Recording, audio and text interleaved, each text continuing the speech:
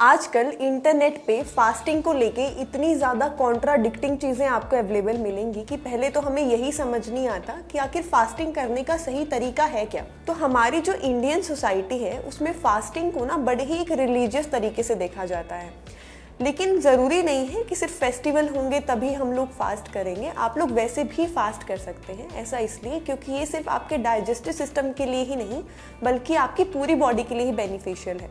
तो जब हम फास्टिंग करते हैं तो हमारी पूरी बॉडी डिटॉक्सिफाई होती है, जिसके साथ साथ हमारी बॉडी को ना जो एक कांस्टेंट बैरेज है खाना खाने का, एक्सपीरियंसेस का, उससे भी रेस्ट मिलता है। लेकिन इसका मतलब ये बिल्कुल नहीं है कि आप रेगुलर फास्टिंग करो, क्योंकि ये आपके पूरे बॉडी के सिस्टम्स को बहुत हद तक अफेक्ट करता है।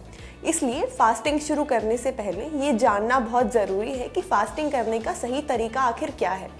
इसके अलावा अगर आपको सही नॉलेज नहीं है, आपकी सही अंडरस्टैंडिंग नहीं है फास्टिंग को लेके, तो आप अपने माइंड और बॉडी के बैलेंस को भी डिस्टर्ब कर सकते हैं। तो आज के इस वीडियो में हम जानेंगे कि आखिरकार आयुर्वेदा के अकॉर्डिंग फास्टिंग करने का सही तरीका क्या है, और साथ में ही उससे पहले हम ये जान लेते हैं कि आखिर फास्टिंग होती क्या है। इसको समझने के लिए सबसे पहले ना बेसिक्स की बात करते हैं।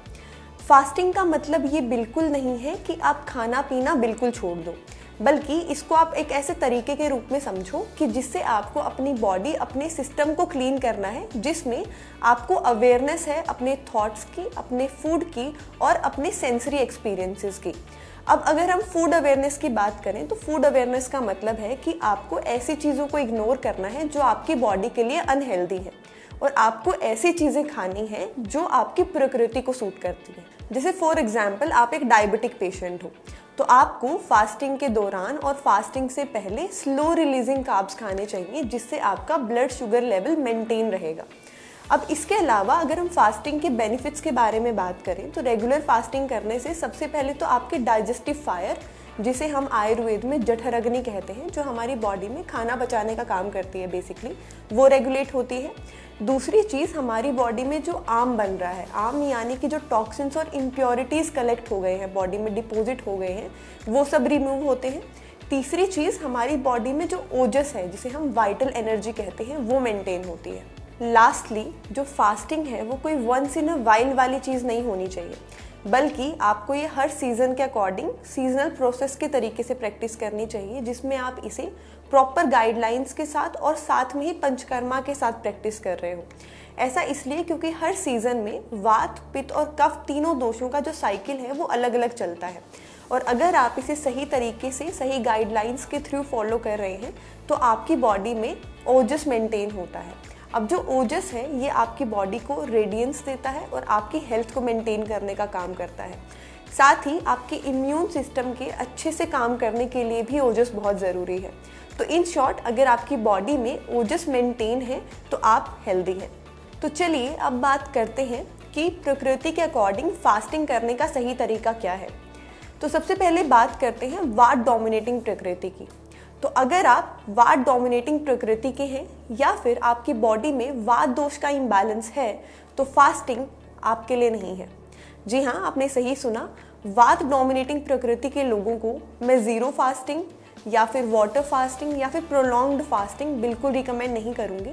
ऐसा इसलिए क्योंकि ऐसे लोगों में फास्टिंग करने से आपकी बॉडी में ड्राइनेस और लाइटनेस और भी ज़्यादा बढ़ सकती है। तो इस केस में आप 3 से 5 दिन तक खिचड़ी खा सकते हैं, जिसमें वात पेसिफाइंग हर्ब्स और घी मिक्स किया गया हो। इससे भी आपका सिस्टम डिटॉक्सिफाई हो जाएगा। साथ ही इसे आप 1 महीने तक कंटिन्यू कर सकते हैं। इसके अलावा आप कुछ सीजनल थेरेपी जैसे पंचकर्मा में आप बस्ती ले सकते हैं, लेकिन ध्यान रखें कि बिना एक्सपर्ट के ये खुद ट्राई ना करें। अब बात करते हैं पित्त प्रकृति वाले लोगों की। तो जो पित्त प्रकृति के लोग होते हैं उनमें डाइजेस्टिव फायर पहले से ही ज़्यादा स्ट्रॉन्ग होती है। तो ऐसे केसेस में ज़ीरो फास्टिंग, वाटर फास्टिंग या प्रोलॉन्ग्ड फास्टिंग बिल्कुल भी एप्लीकेबल नहीं है। तो ऐसे में आप स्वीट, बिटर और astringent testing fruit juices, vegetable juices या फिर सूप और खिचड़ी ले सकते हैं। आप इस फास्टिंग को या तो वीक में 1 बार करें या फिर आप मंथ में 3 बार भी कंटिन्यू कर सकते हैं। इसके अलावा आप किसी पंचकर्मा एक्सपर्ट के सुपरविज़न में चाहें तो विरेचन थेरेपी भी करवा सकते हैं, ये एक ऐसी संशोधन चिकित्सा है जिससे आपकी बॉडी में जो बढ़ा हुआ पित्त है या जो इम्बैलेंस्ड पित्त है वो बॉडी से बाहर निकल जाता है। अब अगर कफ प्रकृति के लोगों की बात करें तो कफ प्रकृति के अगर आप हैं और अगर आपको लगता है कि आप थोड़े से हेल्दी हैं तो आपके लिए फास्टिंग बहुत अच्छी हो सकती है। स्पेशली इंटरमिटेंट फास्टिंग भी आपके लिए काफ़ी बेनिफिशियल हो सकती है। तो आप चाहें तो कंप्लीट फास्टिंग या फिर ज़ीरो फास्टिंग, वाटर फास्टिंग, दोनों में से कुछ भी कर सकते हैं। अगर थेरेपी की हम बात करें तो आप आयुर्वेद में पंचकर्मा में वमन और विरेचन ये थेरेपीज करा सकते हैं। ये आपके लिए काफ़ी बेनिफिशियल रहेंगी। अब ध्यान रखने की बात ये है कि फास्टिंग सबके लिए बिल्कुल नहीं होती। Pregnant woman, children, people with eye disease, tuberculosis, diarrhoea and dysentery, ऐसे लोगों को फास्टिंग कंप्लीट अवॉइड करनी चाहिए। हाइड्रेशन और क्लेंजिंग के लिए गर्म पानी पीना ना भूलें। इसके अलावा हरीतकी, त्रिफला, कैस्टर ऑयल ये सभी भी दोषों को बैलेंस करने का काम करते हैं और साथ ही क्लेंजिंग को प्रमोट करते हैं। ध्यान रखिए कि जो फास्टिंग है उसका मेन पर्पस आपकी बॉडी को डिटॉक्सिफाई करने का है। तो ऐसे टाइम पे refined grains, oily food, fried food ऐसी चीज़ें खाना अवॉइड करें। इसके अलावा ओवर कुक्ड खाना खाने की बजाय बॉइल्ड और स्टीम्ड खाना प्रेफर करें। फास्टिंग के दिन हल्की वीकनेस लगना या फिर चक्कर आना बहुत नॉर्मल है, बट आई बेट कि अगले दिन आप ज़्यादा एनर्जेटिक और ज़्यादा एक्टिव फील करेंगे, which will be a sign of good cleansing. Last one, it is always better to slow down.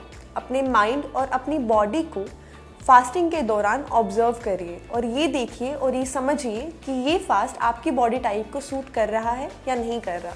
उसके बाद हल्के खाने से अपने फास्ट को तोड़िए। आई होप आपको फास्टिंग की ये मैजिकल टेक्निक्स ज़रूर पसंद आई होंगी। अगर वीडियो अच्छा लगा तो वीडियो को लाइक और कमेंट करना ना भूलें। मैं आपको मिलूंगी अगली वीडियो लेकर, तब तक के लिए नमस्ते।